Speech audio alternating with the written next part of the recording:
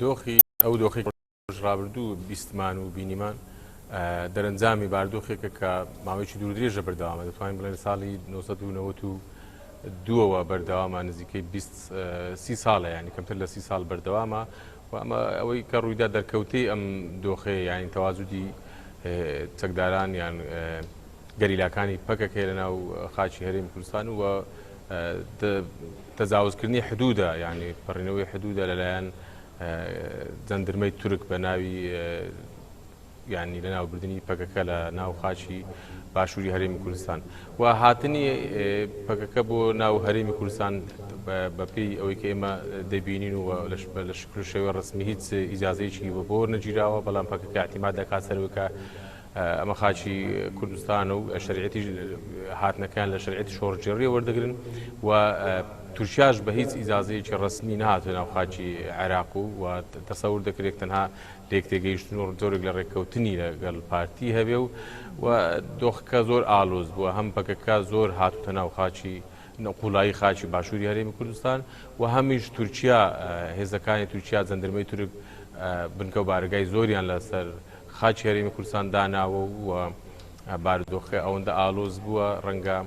بەم زوان نەتوانێت چارەسەر بکرێەوە لێکەوتەی دیکە و خراپتریشی لێ بکەوێتەوە ئەوەی دەمێنێتەوە ڕەنگە ئەو هێزەی لەو ناوچانەیە پارتیە وەکو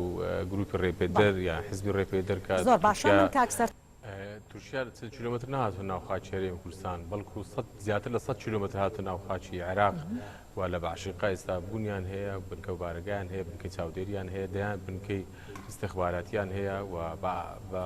دەیان قولیان لە ناوچەکە جیاوازەکان داناوە لە هەندێک شوێن لەگەڵ هێزی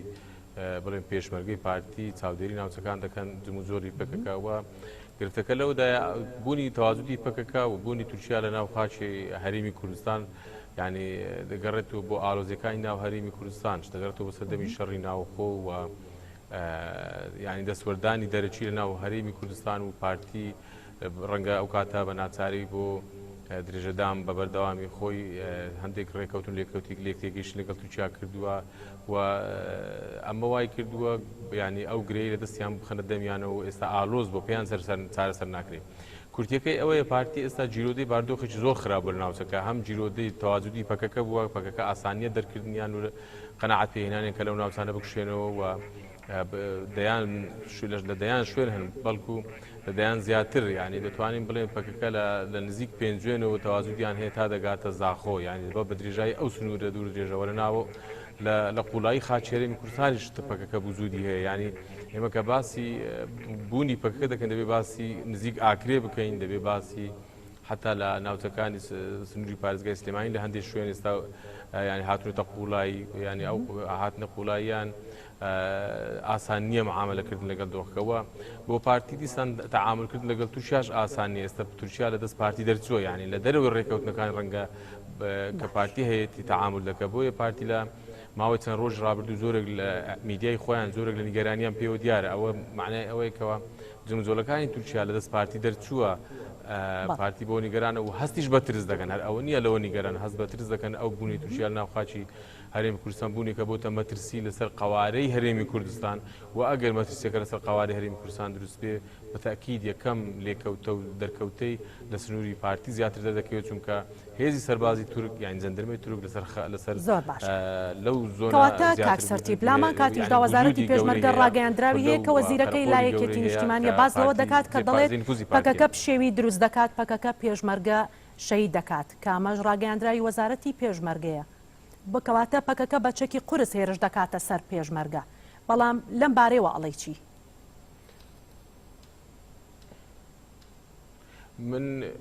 من ناتوانم لە زیاتی وەزارەتی پێشمەرگە قسە بکەم من وەکو پێ ڕۆژنامە قسە دەکەم و تا ئێستا لێکۆڵینەوەکان سەبارەت بەو پەلاماری کرایە چەند ڕۆژ ڕابردوو بە تەواوی یەکلایی نەبووتەوە و بۆ خۆش دەزانی ینی وەزارەتی پێشمەرگە وەزارەتێکی جیاواز لە وەزارەتەکانی تر دوو ئیدارەی زۆر پێوە دیارە و بەڕاستیش ئەوانی کە شەهید بوون یان کوژران لەو شوێنانە یان گیانیان لە دەستداگە ناوێن بێوێرانە قسە بکەم ئەوانە ینی ناونیشانیان پێشمەرگە بووە خۆ گیان لە دەستدان یان کوشتنیان ناحەق و ناڕەوایە چ تورکیا بیکات چ پەکەکە بیکە بۆ خەڵکی باشووری هەرێمی کوردستان ئەمە ینی کوردن و زیانەکە بەر خەڵکی کوردستان دەکەوە دایک و باوکی ئەو کەسانە و منداڵەکانیان بێباوک دەبن خۆی ئێمە ناتوانین ینی نابێ بێلایەنە ئەوەندە قسە بکەین بەهەرحاڵ ینی بەیانەکەی وەزارەتی پێشمەرگە ینی زۆر ئەتیباری نییە وەکەوەی کە دیقەت تێدا هابێت چونکە ینی باردۆخی ناو وەزارەت و ناحکومەت ئێمە خۆمان دەزانین چی زاڵەوە ینی چێ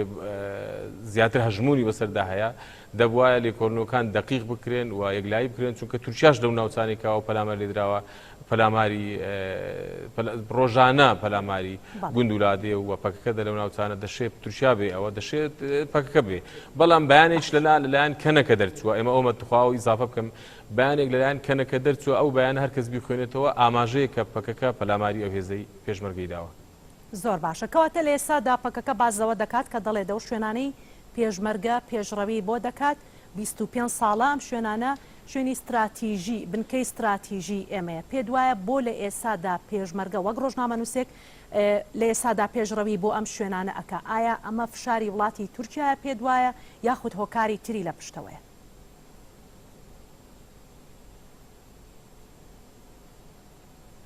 بۆ خۆی جبوجۆڵی پێشمەرگە لە ناو باشووری هەرێمی کوردستان لە هەر بستێک و لە هەر شوێنێک بێ ئەوە پەیوەندی بە هیچ هێزێکەوە نییە لە دەرەوەی ینی دەرەوەی عێراقی ینی عێراقی نەبێت چ تورکیا بێت چ پەکەکە بێ هێزی پێشمەرگە بە پێی قانون و بە پێی دەستوری عێراقی مافیا و جموجۆڵی هەیە بەڵام تۆ بڵێ پەکەکە لەو ناوچانە وجودیان هەیە و بۆ لەم تەوقیتە هەیە ئەو هێزی پێشمەرگەی ڕەوانێ ئەو شوێنان دەکرێت ئەوە ڕەنگە پارتی زیاتر بتوانانی وەڵامی ئەو پرسیارە بداتەوە و جموجۆڵەکانی ئەو دوایی چ هێزی جەندەرمەی تورک لەو ناوچانە چ پەکەکە لەو ناوچانە ینی ڕەنگە ئێمە بتوانانی خوێندنەوەی ئەو بۆ بکەین کە گرژەکان بەرەو زیاترن و تورکیا ڕەنگە بەشێک لە کەم کوڕەکانی ناوخۆی یان ئەردۆغان بەش باگەر ئینساحەت تعبیر دەیەوێت کەم کوڕەکانی خۆی بە پەلامارەکانی دەرەوەی تورکیا دابپۆشێت و یان تەسفێ حیساباتی ناوخۆی پێ بکە و پەکەکەش ڕەنگە بۆی ئێمە دەبین چ پەکەکە و چ پارتی زۆریان پێخۆش نییە یان تەشجیعی شەڕ ناکەن لەگەڵ یەکتر هەم پارتی بارودۆخەکەی لەوەدانە ئەو قووەتە نییە بتوانانی شەڕی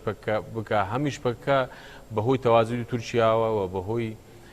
سەختی ناوچەکان ڕەنگە حەز نەکە شەڕ لەگەڵ پارتی بکە نەتیجە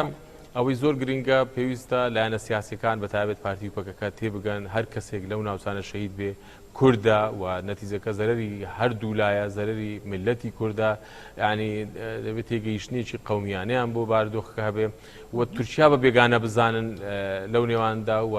هەوڵ بدەن بە زمانی لێک تێگەیشتن و پێم وایە پارتی جۆرێک لە ڕێککەوتنی ناڕەسمیشی لەگەڵ تورکیا لەگەڵ پەکەکە هەیە لەو ناوچانە کە جمجۆڵ دەکەن چونکە من بۆ خۆم ئەو ناوچانم بینیوە پەکەکە بە شبه ئاشکرا لە ناوچەکان جمجۆڵ دەکەن و کەلوپەل دەکڕن و شوێنەکانیان دیارە و تورکیا بە ئاشکرا دەیزانێ ئەوە نییە بڵێن پەکەکە لە شوێنێک وجودی هەیە تورکیا نەیزانی تورکیا هەموو بنکە بارەکەەکانی تقریبن پەکە ناوچەکە دەزانێت و جمجۆڵەکانیشیان دەزانێت بەڵام ئێمە ناتوانین بە ئاساین تەفسیر بۆ ئەو پەلامارانی تورکیا لە هەندێک شوێن بکەین لەگە کاتێکدا ینی وردەکاری جمجۆڵی هێزەکانی پارتی و هێزەکانی پەکە لەو ناوچانە و خەڵکی ئەو ناوچانە پەکەکە دەبینن ئەوە نییە بڵێ وڵی لە ئاسمانەوە هاتوونە خوارەوە ئەو هێزە و کەس نیان بینی و کەس نیان ناسێ و یان بەهۆی علامەتێک و بناسرێن و نا ینی تەوازدەکەیان هەم زۆرە هەم ناوچەیش فراوانە باشە کاکسەرتیب سەبارەت بەوەی کە لە ئێستادا باز دەکرێت هەم فەرماندارێکی هەبەکەش بانگەوازیان هەبوو ڕاگەاندراویشیان هەبوو لە ڕۆژانی ڕابردوشدا لەسەر ڕووداوەکەی پێشوو وتەبێژی کەچەکە هەر ڕوونکردنەوەی لەسەرەوەدا کەوان دەڵێن ئەمە پلانگێڕی وڵاتی تورکیایە دەیکات کە دەیەوێت کورد و کورد کا بە دژی یەکدا تۆ دەڵێ چی لەو بارەوە وەک ڕۆژنامەنووس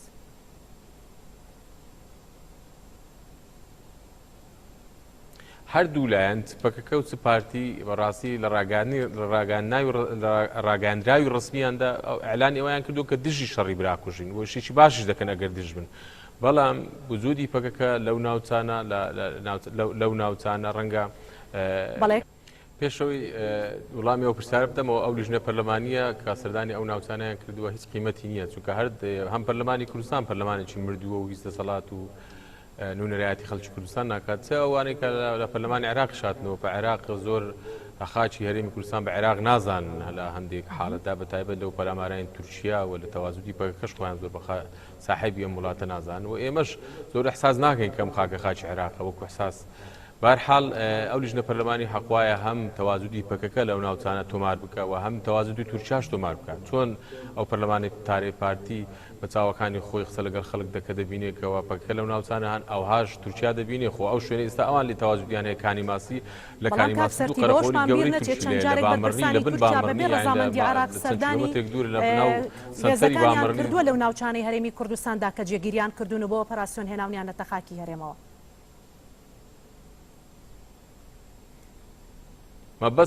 مەبەستم ئەو لیژنە پەرلەمانیە ئەو لیژنەی کە دەستەوە بەغدا و ئەوەی دێتە هەولێر هەردووچی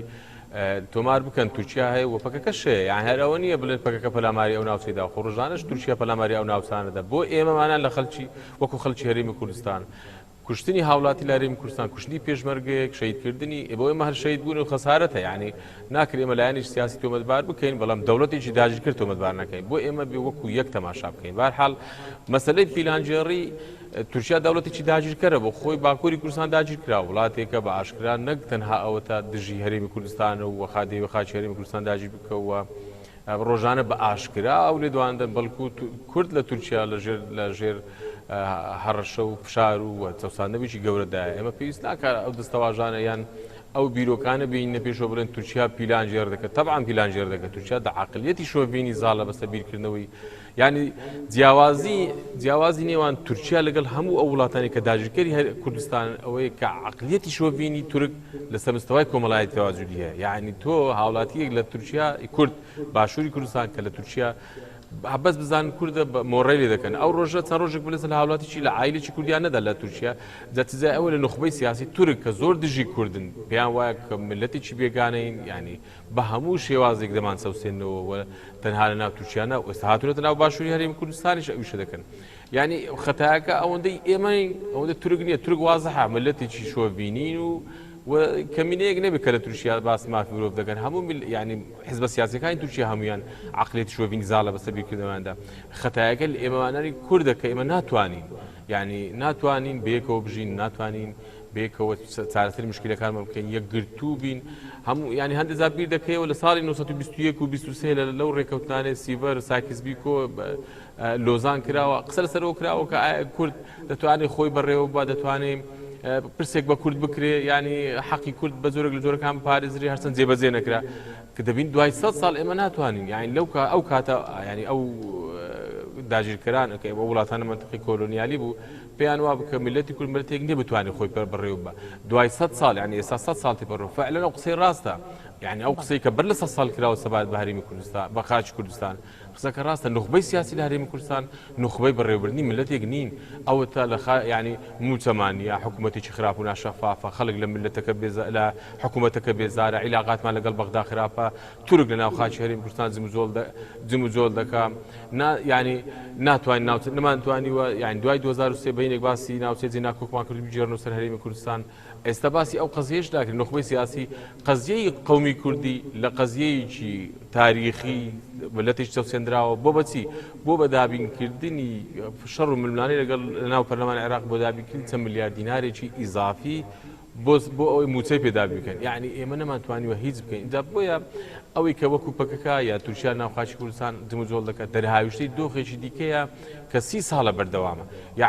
یعنی حاڵەتێک نییە تو پەکەکە دوێنێ هاتبی و ئێمە باس لە بوونی پەکەکە بکەین پەکەکە 30 ساڵی هەیە و لێک تێگەیشت لەگەڵ پارتیش هەیە و تورکیا بە لە ڕێتی لێک تێگەیشتنەوە هاتەوە لە هەندێک شوێن پێشمەرگە حیمایی تورک دەکەن لە ناوخاچی هەرێمی کوردستان ئێمە دەبێت بین مشکلەکان بە شێوەیەکی دیکە چارەسەر بکەین ئێمە کورد و کورد دابنیشین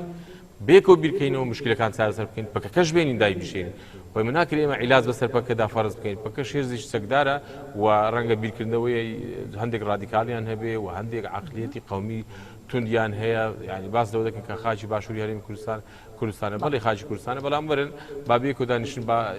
بێکەوە چارەسەر مشکلەکان بکەین وەکەوەی کە دیموکرات لە ناوخاچی باشووری هەرێمی کوردستانە و کەمتر مشکلیان هەیە لەگەڵ ئێرە مراعاتی باشووری کوردستان دەکەن.